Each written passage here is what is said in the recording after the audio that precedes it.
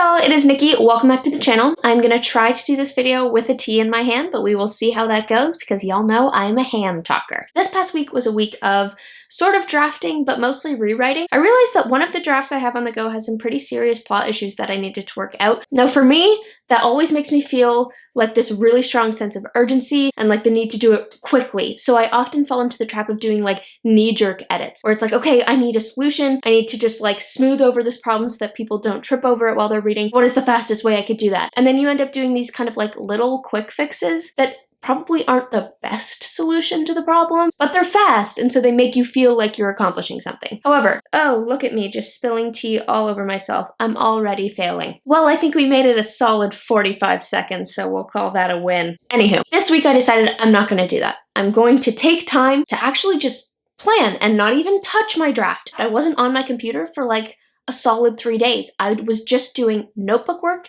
and soft writing. So notebook work for me is like planning or outlining, and most of us understand that or do it. Maybe you don't do it a ton, but I feel like that's pretty basic. But soft writing is a term that I only discovered this past year. I think I first heard it in Anne Lamott's Bird by Bird. If you haven't read it, highly recommend for anyone who's interested in writing, like writing of any kind. But I might have also read it in my textbook for writing fiction this past semester, wherever I heard it. It basically refers to the time you spend thinking about your project, but not actually writing it. So that would be more like hard writing. And it was very validating for me to learn that soft writing is a thing that has a name. It's real. I thought it was just daydreaming. It's something that I spend a ton of time doing, that I dedicate a lot of brain space to. I'm a housekeeper, that's my job. So I end up with a lot of hours every week where I can be thinking about story stuff while I'm, you know, mopping floors or whatever. But I thought that was just something I did, you know, something that just happened in my brain. I didn't realize that it was actually part of the writing process, and not just part of the writing process, but like a really helpful and essential part. Because again, for me, my problem is that I tend to just try and jump right in too soon. Just get too excited about a project or like impatient. Even like NaNoWriMo, you have this self-imposed urgency, this need to like get writing right away. And that is not when my best writing happens because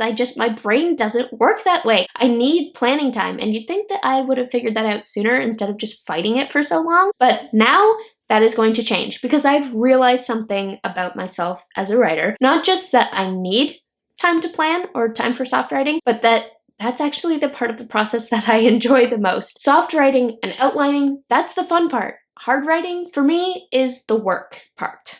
Recently in my fiction class, we had a talk by Gary Barwin, who's like a very accomplished Canadian novelist. He has this really quirky, amazing sense of humor, just super interesting guy. But he was telling this story about someone he knows, another author, who spends 6 months doing planning stuff and then 6 months actually sitting down to write. And that just did not compute with him because his process did not look like that at all. He's not really a big planning guy. He's more of a discovery writer based on how he described his process. He likes to see where the story takes him. He edits as he goes, so he doesn't have to do a lot of rewriting after the fact, which was interesting to me because it felt like it went against so much of what you see like on, you know, Instagram in the writer community or whatever, like, oh, don't edit, rewrite. Editing as you go is like the worst thing ever. And it was just so cool to hear this like accomplished professional writer say that this is my process, this is what works for me, and just to remember that there is no one right way to do this. I really related to the guy he was talking about because it was like, yes, the planning, that's the part that I enjoy the most. And it's so necessary for me because I've tried the true discovery method and I couldn't do it. Like it never produces the quality of work that I want it to produce. And so this week, by taking those 3 days, I think I really set myself up for success, especially now knowing that it's not just daydreaming, but that it's part of the process. I was more motivated to actually deliberately carve out time for it. Like, no, this is like working time. So say when I was walking my dog, normally I'd have like an audiobook in or like a sermon or a podcast or something. But this week I was like, no, I actually really need this time this week. I'm troubleshooting. I'm trying to break through walls. I'm really stuck on this story problem. I need to move. I need to be pacing and walking around to do that kind of thing. So that's very helpful for me. Also driving, if you can do it while also being safe. I love soft writing while I'm driving, especially with dialogue, because when you're driving, you can talk out loud and I end up working through conversations, sometimes the same conversation, over and over and over again. And it's interesting because some things will change from one iteration to the next, but some lines will stay the same and really get solidified. And so you kind of figure out the parts and the movements of the conversation that you're already really attached to and that you want to make it into the finished product. I don't know, I just find that helpful. Also, if you guys have access to a swing set, make use of that. Best place for soft writing. That's all I'm gonna say.